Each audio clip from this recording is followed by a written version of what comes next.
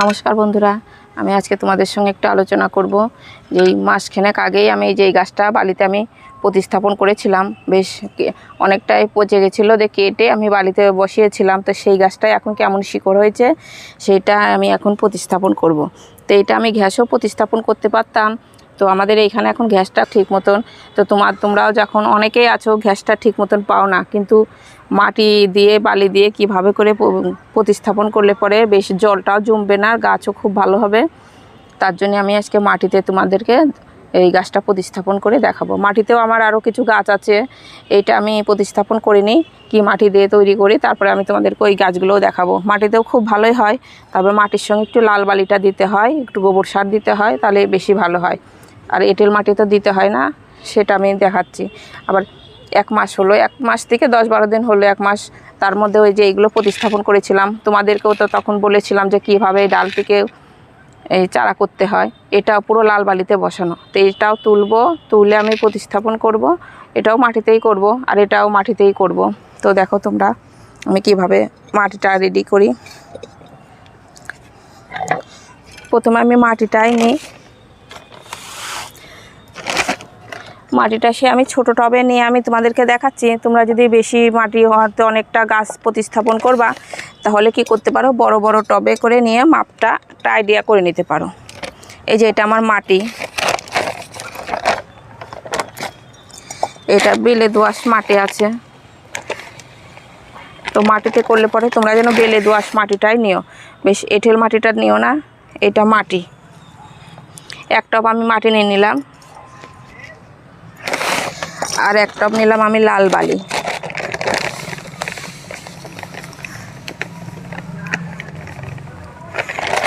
এই যে এটা লাল বালি, এই লাল বালিটা আমি 1 টব নিয়ে নিলাম।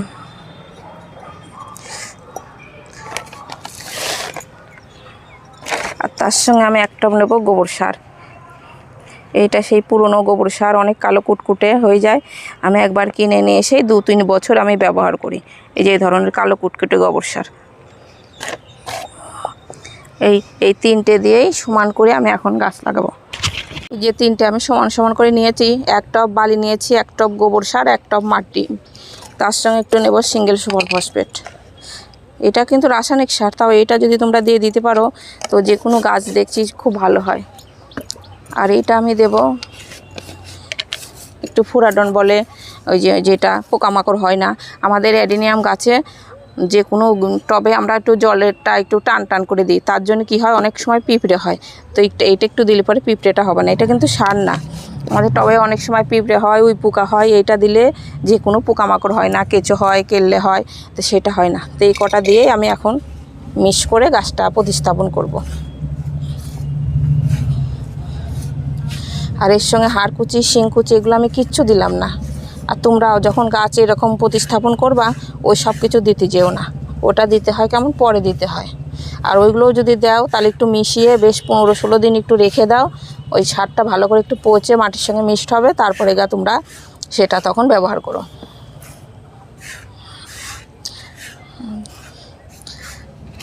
এই যে গাছটাতে আমি জল দিইনি, আমার এই যে লাল বালিগুলো পুরো ঝরঝরে হয়ে আছে, রোদ্দুরের এখন প্রচণ্ড তাপ, আমি জল দিইনি।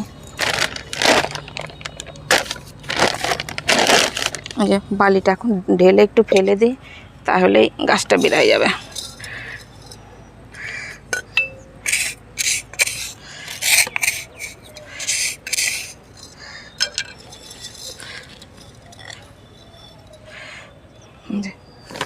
এই টবটাতেই বসানো ছিল, এই যে কী পরিমাণে শিকড় হয়েছে তোমরা দেখলেই বুঝতে পারছো। আর এইটা যদি সেই সময়তে আমি অমনি প্রতিস্থাপন করে দিতাম এমনি আমার ঘ্যাসে, তাহলে কিন্তু ওই অনেক ঘ্যাসের সঙ্গে অনেক সার ছিল, তার জন্য কী হতো, এই নতুন নতুন শিকড়গুলো কিন্তু নাও আসতে পারতো, আবার আসলেও অনেকটা পচে যেতে পারতো। তার জন্য তোমরা যে কোনো গাছ যদি দেখো পচে যাচ্ছে, তো কেটে লাল বালিতে শিকড়টা রেডি করে নিয়ে তারপরে তোমরা প্রতিস্থাপন করো। এই যে এটা তোমরা দেখলেই বুঝতে পারছো, পুরো লাল বালি। এই বালিটা আমি এখন ঢেলে দিই। এই টবটাতে দিলেও হয়তো, কিন্তু এই টবটা একটু বেশি ছোট হয়ে যাচ্ছে, আবার এইটা একটু বড় হয়ে যাচ্ছে। তো যাই হোক, আমি এখন বড়টাতেই দেব। তো পুরো লোড করব না, একটু খালি করে বসাবো। এই যে ধরনের একটা খোলামকুচি তোমরা দিয়ে দিও।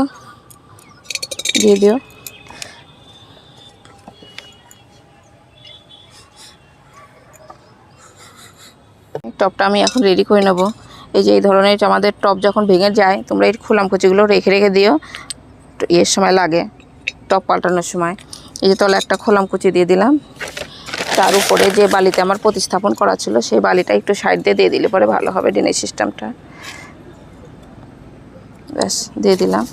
এবার উপরে মাটিটা দিয়ে দেবো।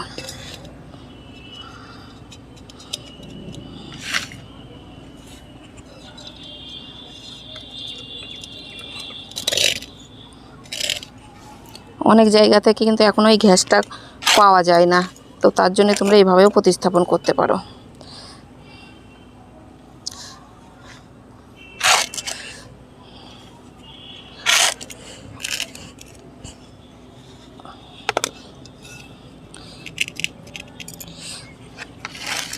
টবটা আমি পুরোটা মাটি দিয়ে এখন ভর্তি করে দেবো না, টবটা একটু বেশি বড় হয়ে গেল। বেশ হালকা করে তোমরা চেপে চেপে দিও, বেশি গাছটা আবার এইভাবে চেপো না, তাহলে নতুন শিকড়গুলো চাপ পড়ে ভেঙে যেতে পারে। বেশ গাছটা আমার প্রতিস্থাপন করা হয়ে গেল। এবার যে জলটা আমি দেব সেটা ফাঙ্গিসাইডের জলটা আমি একটু গুলিয়ে গাছের গোড়াতে দিয়ে দেব। এই গাছের ফুলটা দেখতে খুব সুন্দর হয়, একবারে ডবল পেটালের ফুল হয়, থোকা থোকা।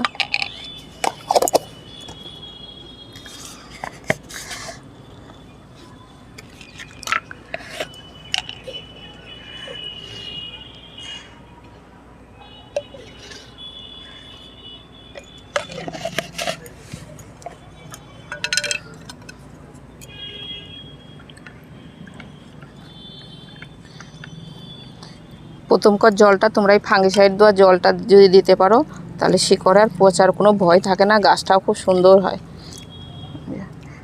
তারপরে 2-3 দিন পরে আবার যখন এমনি জল লাগবে, যখন দেখো যে মাটিটা একটু শুকা শুকা হয়ে গেছে, 2 থেকে 3 দিন পরেও শুকাতে পারে, তখন তোমরা এমনি জলে দিয়ে দিতে পারো। তার গাছে যে গোবর সার আছে, এর মধ্যে খাবার বেশ অনেকটাই খাবার আছে, তো এখন আর তোমরা মাঝখানে খাবার দিও না, এই খাবারটাই আগে শিকড়গুলো ধরে যাক, তারপরে যখন দেখবে যে পাতাগুলো একটু বড় বড় হয়ে যাচ্ছে, তারপরে তোমরা তখন খোল পচা জলও দিতে পারো। খোল পচা জল মাঝে সাঝে রাসায়নিক সারও একটু দেওয়া যায়, সে তখন অন্য দিন আবার আর একটা ভিডিওতে তোমাদেরকে বলবো। আর এই গাছগুলো দেখাই তোমাদেরকে কেমন আছে।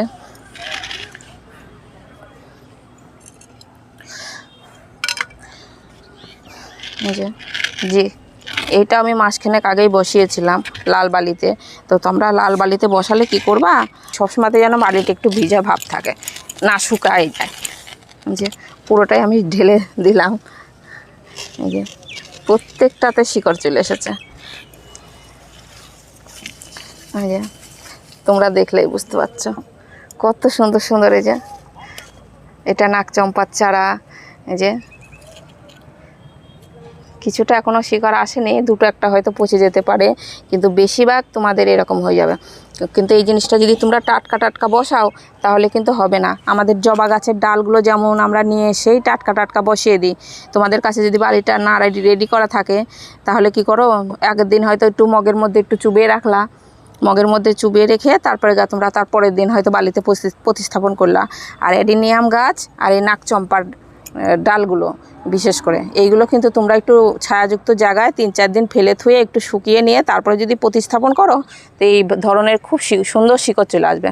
তখন যে মাটিটা আমি তোমাদেরকে এখন দেখালাম, এইভাবে মাটি তৈরি করেই তখন এই চারাগুলো তোমরা বসায় দিও, তাহলে তোমাদের একটা গাছ একটা ডালও নষ্ট হবে না, আর খুব সুন্দর এই চারা রেডি হয়ে যাবে। এদিকে এই যে এদিকে কুড়িগুলো আমার আসছে, এটা আমার ঘ্যাসে লাগানো আছে, কিছুদিন পরে যখন ফুল ফুটবে তখন তোমাদেরকে আবার দেখাবো। হ্যাঁ, এবার এই যে এইদিকে যে সকল আমার গাছগুলো রেডি করা আছে চারাগুলো, এগুলো কিন্তু পুরো মাটিতে। এই যে মাটিটা তোমাদেরকে আমি গাছটা প্রতিস্থাপন করা দেখালাম, এগুলো পুরোটাই আমার মাটিতে রেডি করা আছে। এদিকে এইগুলো আছে মাটিতে, এগুলো আছে মাটিতে, তার মধ্যেও কিছু কিছু গাছ আছে যে এইগুলোও মাটিতে আছে। এই যে এইগুলো কিন্তু মাটিতে আছে এই চারাগুলো, আর এইগুলো সব ঘ্যাসে আছে গাছগুলো। এই যে এই গাছগুলোও তাই, এই যে এইগুলো সব মাটিতে আছে, এই যে তোমরা দেখলেই বুঝতে পারছো। কিন্তু মাটিটা তোমরা করো একটু লাল বালিটা একটু বেশি দিও, আর যেভাবে দেখালাম ওইভাবে করলে পরেই তোমাদের গাছ খুব সুন্দর বাড়বে। তো ভিডিওটা এখানে শেষ করছি, নমস্কার।